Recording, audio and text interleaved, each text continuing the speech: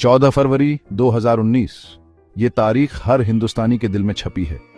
एक ऐसा दिन जिसने पूरे देश को गम और दुख में डुबो दिया। इसी मनहूस दिन जम्मू कश्मीर के पुलवामा की शांतवादी एक भयानक आतंकी हमले से दहल गई। एक आत्मघाती हमलावर ने सीआरपीएफ जवानों से भरी बस में विस्फोटकों से लदी गाड़ी घुसा दी। धमाका बहरा कर देने वाला था और उसका नतीजा बहुत ही भयानक। 40 बहादुर जवान जिन्होंने देश की रक्षा के लिए अपनी जान दे दी, इस कायराना हमले में शहीद हो गए। पूरा देश शोक में डूब गया, दुख और गुस्से में एक हो गया। पुलवामा हमला सिर्फ हमारे जवानों पर हमला नहीं था, बल्कि हिंदुस्तान की आत्मा पर हमला था। जलती हुई बस, हमारे जवानों के बिखरे हुए शरीर और उनके परिवारों का रोना हमेशा हमारी यादों में रहेगा। देश ने अपने शहीदों के लिए इंसाफ मांगा। इस घिनौने अपराध के गुनहगारों को सजा मिलनी ही चाहिए। इस आतंकी हमले ने पूरे देश और दुनिया में सदमा पहुंचाया और भारत की सुरक्षा पर एक गहरा निशान छोड़ दिया।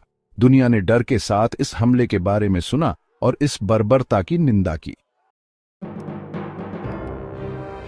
इस भयानक हमले के पीछे आदिल अहमद डार नाम का एक 22 साल का कश्मीरी नौजवान था।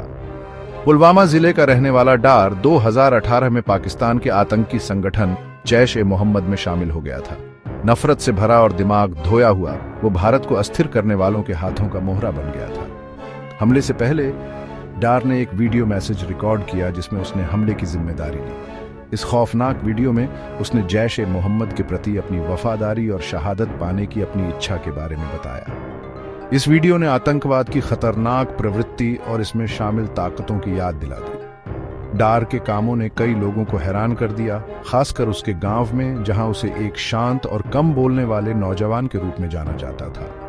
एक आम नौजवान से आत्मघाती हमलावर बनने की उसकी कहानी कश्मीर में आतंकवाद के जटिल और बहुआयामी स्वरूप को दिखाती है। उसकी कहानी एक बड़ा उदाहरण है कि कैसे कमजोर नौजवानों को कट्टरपंथी बनाया जा सकता है और हिंसा और नफरत के चक्रव्यूह में फंसाया जा सकता है। इसने आतंकवाद के मूल कारणों को दूर करने और उग्रवाद को बढ़ावा देने वाली बातों का मुकाबला करने की तत्काल आवश्यकता को रेखांकित किया। पुलवामा हमले ने पूरे भारत में सदमा पहुंचाया, जिससे दुख और गुस्से की लहर दौड़ गई। पूरे देश ने अपने बहादुर जवानों के खोने का शोक मनाया। कैंडल मार्च निकाले गए, झंडे आधे झुके रहे और हर वर्ग के लोग पीड़ित परिवारों के साथ एकजुटता दिखाने के लिए एक साथ आए। इस हमले से भारत और पाकिस्तान के बीच तनाव भी बहुत बढ़ गया। भारत ने पाकिस्तान पर जैश-ए-मोहम्मद को पनाह देने और उसकी आतंकी गतिविधियों का समर्थन करने का आरोप लगाया। पाकिस्तान ने, जैसी उम्मीद थी, हमले में किसी भी तरह की संलिप्तता से इनकार किया। अमेरिका समेत अंतर्राष्ट्रीय समुदाय ने हमले की निंदा की और पाकिस्तान से अपनी धरती से काम करने वाले आतंकवादी समूहों के खिलाफ कार्रवाई करने का आग्रह किया। लेकिन बढ़ते दबाव के बावजूद पाकिस्तान किसी भी जिम्मेदारी से इनकार करता रहा।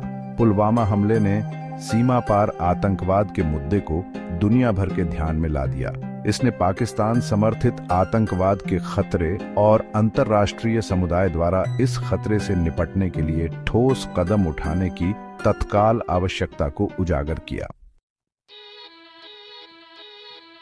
पुलवामा हमले के बाद भारत ने हमलावरों को मुंहतोड़ जवाब देने की कसम खाई। भारत ने पाकिस्तान के बालाकोट में जैश-ए-मोहम्मद के एक ट्रेनिंग कैंप पर हवाई हमले किए। भारतीय वायुसेना के लड़ाकू विमानों द्वारा किए गए हवाई हमलों ने कैंप को निशाना बनाकर नष्ट कर दिया, जिससे आतंकवादियों को भारी नुकसान हुआ। बालाकोट हवाई हमले भारत की तरफ से एक स्पष्ट संदेश थे कि वो अब सीमा पार आतंकवाद को बर्दाश्त नहीं करेगा। भारत ने अपनी संप्रभुता और क्षेत्रीय अखंडता की रक्षा करने के अपने संकल्प का प्रदर्शन किया। हवाई हमलों पर अंतर्राष्ट्रीय समुदाय की मिलीजुली प्रतिक्रियाएं आईं। कुछ देशों ने आत्मरक्षा के भारत के अधिकार के लिए समर्थन व्यक्त किया, जबकि अन्य ने तनाव बढ़ने के खिलाफ चेतावनी दी और संयम बरतने का आग्रह किया। दूसरी ओर पाकिस्तान ने इस बात से इनकार किया कि हवाई हमलों से कोई बड़ा नुकसान हुआ है। बालाकोट हवाई हमलों ने आतंकवाद के प्रति भारत के दृष्टिकोण में एक महत्वपूर्ण बदलाव को चिह्नित किया। इसने आतंकवादी समूहों और उनके समर्थकों के खिलाफ निर्णायक कार्रवाई करने की भारत की इच्छा का संकेत दिया, भले ही इसका मतलब सीमा पार करना हो। पुलवामा हमले की खबर आग की तरह फैल गई, जिससे पूरा देश सदमे और अविश्वास में डूब गया। देश भर में परिवार, दोस्त और नागरिक दुख और गुस्से से भर गए। हर जगह मोमबत्ती की रोशनी में श्रद्धांजलि सभाएं और स्मारक बनाए गए, क्योंकि देश शोक और एकजुटता में एकजुट हो गया था। इस हमले ने न केवल राष्ट्रीय सुरक्षा की नींव हिला दी, बल्कि अपराधियों को न्याय के कटघरे में लाने के लिए एक प्रबल संकल्प को भी प्रज्वलित किया। यह एक ऐसा क्षण था जो हमेशा के लिए राष्ट्र की सामूहिक स्मृति में अंकित हो जाएगा। यह क्षेत्र लंबे समय से अशांति का अड्डा रहा है, जहां तनाव सतह के ठीक नीचे उबल रहा था। ऐतिहासिक शिकायतों, राजनीतिक अस्थिरता और आर्थिक कठिनाई ने एक अस्थिर मिश्रण तैयार किया था। यह माहौल उन लोगों द्वारा शोषण के लिए तैयार था जो कलह और हिंसा बोना चाहते थे। हमले के बाद राष्ट्र शहीदों को श्रद्धांजलि देने के लिए एक साथ आया। कैंडल लाइट विजिल से लेकर गंभीर समारोहों तक देश ने अपने बहादुर सैनिकों का शोक मनाया। क्षति की भावना स्पष्ट थी, फिर भी इसके साथ भविष्य में आतंक के खिलाफ मजबूती से खड़े रहने का सामूहिक संकल्प था। इतनी दुखद घटना के बाद के हालात से निपटना कोई छोटी उपलब्धि नहीं थी। सरकार, सेना और नागरिकों को समान रूप से दुख, क्रोध और सुरक्षा सुधारों की तत्काल आवश्यकता से जूझना पड़ा।